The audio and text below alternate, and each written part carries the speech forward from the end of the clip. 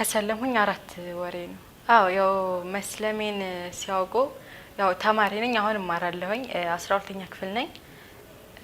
ማታ ላይ መስለሜን ሲያውቁ ትምህርት ቤት ሄጄ እንደዚህ ነው እንትን ለብሼ ሲሄድ ግጃቤን እና በቃ ሰልማለች ምናምን አይነት ያወራሉ ማለት ነው። ደግሞ እንዳጋጣሚ ነው ትምህርት ቤታችን ውስጥ የወንድ ነው እንጂ የሴት ሙስሊም የለምና ልክ ስገባ እንደዚህ ገፈፉት ሻርፔ ማለት ነው።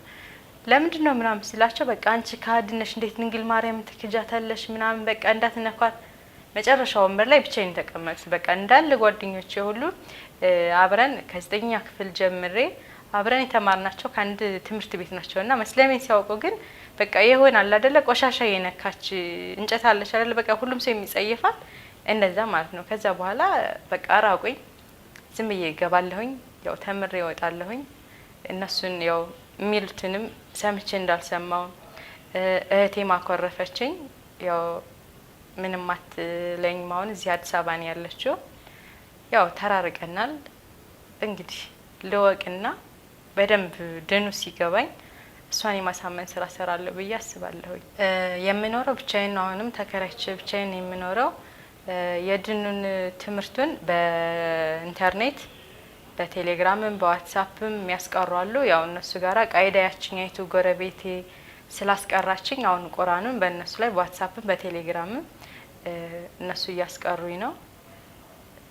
ያው እንግዲህ ልወቅና በደንብ ያው ገጠር ያሉት ወንድሜና አክስት አጎት አሉ። እነሱ አልሰሙም ገና። ያው አሁን ብነግራቸው ያን ያክል ገና ነኝ በደንብ አልገባኝም እና ዝም ብዬ ዘልዬ ገባው እንጂ በደንብ አልተረዳሁትም። ይሄ ነው ብዬ ማሳመንም ሆነ የማስረዳት አቅሙ ስለሌለኝ ያው ለትንሽ ጊዜ ያው ደብቄ ለያዘው ብያለሁ። እህቴም እስካሁን አስችሏትኝ አልተናገረችም። ያው በደንብ ይግባኝና ካወቅኩት በኋላ ያው ሂጄ እነሱንም ለማሳመንና ለመናገር ያው እንግዲህ አላህ መንገዱን ይምራቸው። እኔ እኮ ያው መርጫለሁ ብዙ ጥያቄ ጠይቄ አልተመለሰልኝም። እንደውም ጥሩ ነው ለኔማ ይቀለኝልኛል። እንደውም በዚህ ሂጄ እንዴት ብዬ ልንገራቸው ብዬ ከምጨነቅ ቢያዩትኝ ጥሩ ነው ብዬ አስባለሁኝ። እና ያው ግን ቢያዩትም ጥሩ ነው ካላዩትም ራሴ እጅ ለማሳወቅ ሞክራለሁ። ግን አሁን አይደለም ይግባኝ በደንብ ድኑና በዛ ሰዓት ራሴን መከላከል እችላለሁ። ምናልባት ለነሱም ደግሞ ስበብ ልሆን እችላለሁ።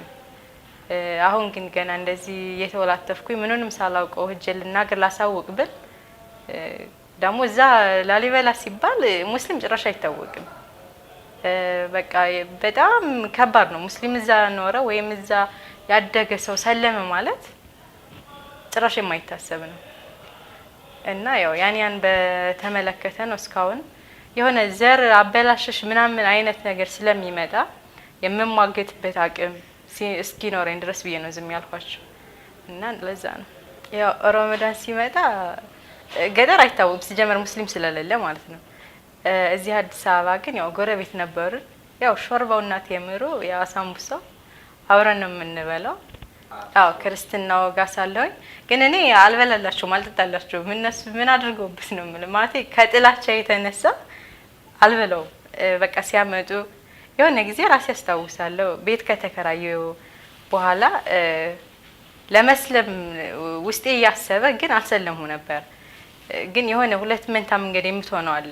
ይሄ ቢሆን ወይ ይሄ ቢሆን ምናልባት አሁን ደግሞ ይሄኛው ደግሞ በቃ ከዚህ የተለየ ነገር ቢሆንስ ስል የሆነች ልጅ ሾርባ ሙስሊም ነች እሷ። ያው እንግዲህ አላህ መንገዱን አሁን ቀይሮባትኝ ክርስቲያን አፍቅራ ያው ክርስቲያን ነለች። ግን ሾርባ ሰርታ መጣች ማለት ነው። ያንን ሾርባ ወስጄ እንደፋው ሽንት ቤት ውስጥ ስለ በቃ ጥላቸው በዛ የተነሳ ነው እንጂ በቃ የሆነ ምግባቸው ሁሉ በቃ እኔ እንጃ አውዝ ቢላ ብቻ በጣም ነበር ምጣላቸው። እኔ ራሴ እንደዚህ ሆናለሁ ብዬ አላሰብ ነበር። ግን ያው እንግዲህ ያላ ፍቃዱ ነው ወደ መንገዱ መርቶኛል። የምግብ አሰራሩ ያው ችግር የለውም። ሾርባውን ቢሆን ሰራ ነበር። ያው አዲስ አበባ የምትሰራበት መንገድ ይለያል እንጂ ያው የሰው ቤት እስካለ ድረስ ሁሉንም ሙያ ነው የምትማረው።